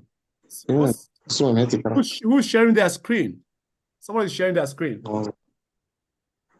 All right. Well, you can stop it from being shared. Yeah. Okay. I think that's a rampant screen that is being shared, I guess. Oh, okay. All right. Thank you. Sorry, it's a mistake. I don't know how I did it. I'm sorry. It was an accident. All right. Okay. So please let's move on. I'm conscious of time. Elder Tango, please let us know how much you're supporting us with as regards the fundraising event. Elder Tango. Good morning. It's not, hello. Are you hearing me? I'm Tango speaking. Yes, we can hear you clearly, sir. Thank you. I will contribute, but not now. Okay. Within the weekend, listen to me. Hear me well. I will contribute. Hello. I'm here on the program. When you start, I have a question for Valentine Ozigbo, and if Excellency will be around, I have a question for him too, for the interest of our democracy too. Okay. I will donate. Remind me tomorrow. So I will donate. Forward me the account. Okay. Okay. Whatever I add, it's okay. Okay, Kevin, please forward the account to Elder Tango Gochupu, please. Meanwhile, you may have the opportunity to speak or ask a question later on. Yes. Yeah. Good evening, House. Yes, please mute yourself now. Hello. Hello. Good evening, House. Sorry, Ambassador Enobong, 1 minute, please. 1 minute, yes. Ambassador. 1 minute, please. All right. Let's coordinate this in an orderly form. Prince Rampam, did you raise your hand up? Okay, yes, sir. Sorry, I just wanted to add a little bit to what Martin said, then make a small donation at the end, if I'm permitted to share some of the things we're doing in COPDEM that we want to further. Is it possible, sir? Yes, please go ahead and share. Any information that people would help to get them to know what we're doing, that would be helpful. All right, moving forward, please. I'm conscious of time, as always. Ambassador Enobong, Inyang, please unmute now and speak. Okay. Good evening, gentlemen and ladies. My pleasure to have listened to all the panelists, especially the professor who took time to enlighten us, and also kind of giving an extra of what really happened or transpired or the experience we have in the 2023 election and the way forward. Well, I am Ambassador Nobong Inyang. I'm calling from Oborokara local government in Akwa Ibom State. And of course, I'm the candidate of the Labour Party in the ongoing local government election in Akwa Ibom. Our election is on October 5th. And in the entire Akwa Ibom, Labour Party had only 2 candidates, myself and Mr. Sang. We are only 2 chairmanship candidates. And we have 31 local government area. So I won't come and play. Ambassador, I won't come and lay. Ambassador, Yes? sorry to interject. My sincere apologies, please. Please note, first of all, that this grouping is not a Labour Party grouping. COPDEM is apolitical. You understand? And whilst it will be interesting to hear what's going on in your local government, in your state, this current segment, as it were, is purely for fundraising. If you have something in mind that you want to share with COPDEM later on, then we can provide a different platform for that. But for the time being, we need to move forward, please. If you don't mind, apologies. Okay. I have what to contribute. I want to contribute anywhere. Yes. First of all, I was invited to the meeting. My name, there's an invitation sent to me with my name written on it. And it was sent to me 3 days ago that I should attend the meeting. And the link and everything was provided, which I also took time to listen to all the discussion on the platform. First, I am having an election at hand, and I want to seek for the support of COPDEM. Please, they should support our own. Our election is on October 5th, and every necessary support the organization will give to us will be highly appreciated. Ambassador Yang, please, with due respect, are you from Akwa Ibom or Cross River? Which of the 2? Akwa Ibom State. Okay, please, could you contact the COPDEM chairman in Akwa Ibom, please, and make your plea. Okay, this particular forum is not designed for soliciting for support for COPDEM. We have a process. Please do contact your chairman, the COPDEM chairman in your state, and then and speak to them about that. Okay. So you said you were going to support financially. Do you want to make a pronouncement? Okay, like I said, my financial support, an appeal, like I wanted to say, I need an appeal. I was putting an appeal across to members of COPDEM at the national and international to beam the flashlight to the grassroots, which is the local government. And we are the candidates, we are the people that the COPDEM, which is a democratic supporting organization. Okay. Ambassador Enombong, your item came up on item 2. And during item 2, people were being called upon to speak up as local government candidates, but you were not here. So we have passed that item 2 now. You can still speak with Mr. Abonifo later on. All right, thank you. Okay, thank you very much. We still have the pitching after the fundraising, so that will be an opportunity for us to tell us who you are a bit more in details, but not during the fundraising. So, Ambassador, you're welcome. Right. Just wait after the fundraising, we have the pitching. All right, understood. Thank you very much. Thank you very much. Okay, Isang Udo Akara, it's your turn, please, to unmute yourself. Isang. And then while you're muting yourself, I would also get Commodore or Comrade Nelson to get ready. Isang Udo.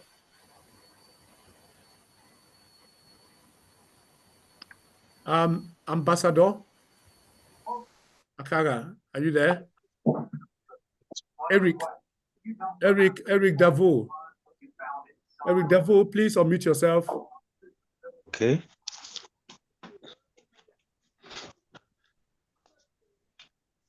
I'm here. Yes. What would you support COPDEM with as regards the promotion of democracy at the grassroots level? Okay. The 25 million naira project of vote rights. What have you got to give us?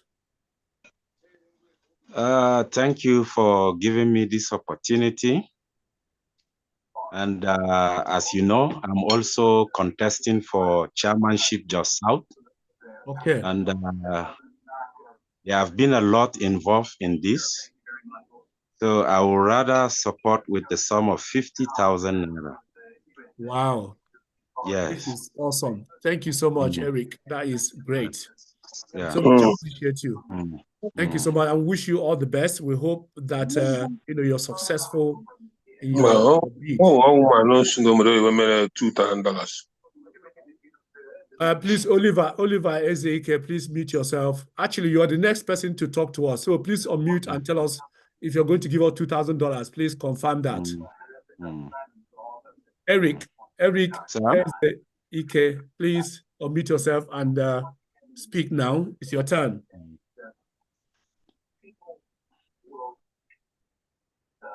Oliver, please.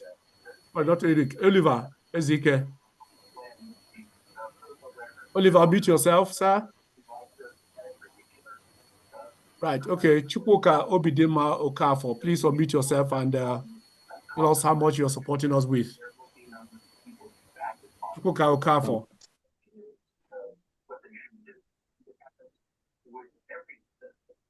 Right, okay. While we're waiting for Chukwuma to unmute, please, Kevin, ensure that people are able to unmute themselves independently. Extremely important, please.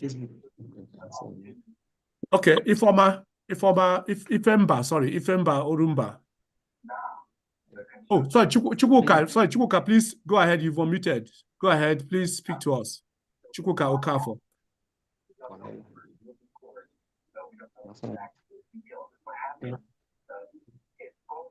Chukwuka Okafor, please unmute yourself once again. And Oliver, we're still waiting for you to say something.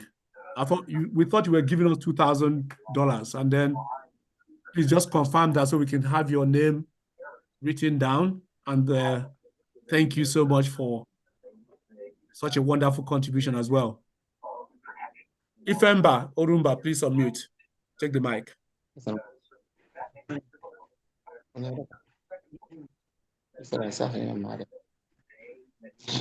Ifemba, are you there? Okay. Ifemba, are you there? Are you with us? Okay. We seem to. All right. Okay. Chinedu Ogwejofor. Chinedu, please unmute yourself. And while you're muting yourself, I'll call upon Dele. Kene. I'm here now. Yes. Oh, Ifemba, sorry, Dele, 1 minute. Ifemba, please go ahead. Yeah, I think you seem to be struggling to the item now is purely fundraising and nothing more. That's correct. That's right. Yes, fundraising. Okay, let me take one local government. Oh, bravo. Thank you so much. Kevin, please take note of that. Ifemba Orumba, one local government. Okay, right. Chukwuka Okafor. Chinedu Ogwejofor, do you want to unmute and speak to us? Dele, sorry, you actually. Well, not Dele, it's Kene Erike, 200,000. Oh, wow, awesome. Dele Kene, 200,000. Kevin? Kene Erike. Kene Erike. Yes. Thank you. Kene Erike, thank you so much. Thank you. Well noted. Dr. Danjuma Saleh, you want to speak to us? Dr. Danjuma, while you are muting, getting ready, I will call upon Andrew Ayas. Hello. Oh, Dr. Danjuma, hello, yes, good evening. Go ahead. Hello. Okay. Good evening. Good evening, colleagues. Ayas, please. Ayas, 1 moment, please. Let Dr. Danjuma speak to us. Go on, Dr. Danjuma. Okay. Sorry, I joined very late. I just joined during the fundraising. Okay. I'm the chairman for Kaduna State. Okay. So I'm going to donate 50,000 naira. Wow. Awesome. Oh my God, that is beautiful. Thank you so much. That is beautiful. Well done. Well done. Much appreciated for coming in, jumping in, and then making it happen. All right, Ayas, Andrew Ayas. Good evening, colleagues. Hello. Good evening, colleagues. Hello, good evening.